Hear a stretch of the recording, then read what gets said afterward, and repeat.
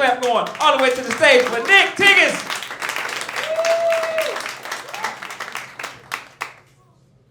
All right, before I get started, a couple things I need to address. First thing, yes, I know I look like a Wish.com Captain America. Second thing, yes, I know my voice sounds like an auctioneer about to sell your kid a Minecraft sword. Third thing, I have really severe anxiety and I'm shitting my pants right now, but to be honest, performing in front of you all beats staying at home and performing in front of my Squishmallows. And then crying myself to sleep after they heckle me. Although to be honest, that might be the schizophrenia. But anyway, moving on. So I was bullied very badly in high school. I remember one incident in health class, we were learning about condoms, and one girl told me not to bother because it's not like I was gonna use them. And she was right. Because I always go raw. I think one of the reasons I was bullied is because I was unattractive. Now the good news, I eventually got hot. The bad news, that type of hot was gay Republican sex scandal.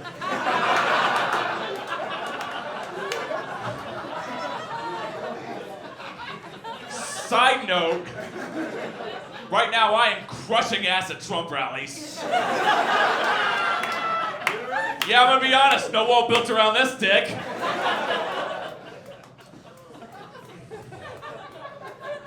Now, because I was unattractive, I never got compliments on my looks growing up. Now, recently, a guy came up to me and said I was the most beautiful man he'd ever seen in an I'll suck your dick for crack way. Oh, and he adamantly emphasized that he was not gay, just a crackhead. I think one of the reasons I was unattractive is because I had no style. Basically, in high school, I looked like if Coconut Head from Ned's Declassified was a school shooter. Now, good news, I did get some style. The bad news, that style was undercover cop Ben Shapiro. Speaking of Ben Shapiro, for those of you who don't know him, he's that internet commentator who's right-wing, who debates and owns the libs. But at the same time, I've never seen him debate anyone over 25, so he's pretty much the Republican Leonardo DiCaprio. So, fun fact about me, I've had not one, but both of my hips replaced. Yeah, 33 years old, had 2 hip replacements, which is absolutely fucking wild. Now, good news, both surgeries went well. I remember after the surgeries, the nurses gave me opioids for pain relief. And I remember growing up with the DARE program, and they were always like, never use opioids, they will be fatal.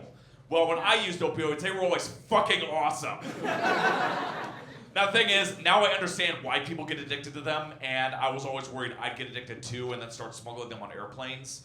Luckily, a TSA agent told me that the more enthusiastic you are about being strip searched, the less likely it will happen. So you all remember that next time you board a plane with cocaine up your butts. If I could describe how opioids feel, it's kind of like eating cookies, because once you have one, you just want more. And that recently inspired me to write a new children's book called If You Give a Mouse a Percocet. So I'm also autistic, and I think the worst thing about that is you all knew that before I did.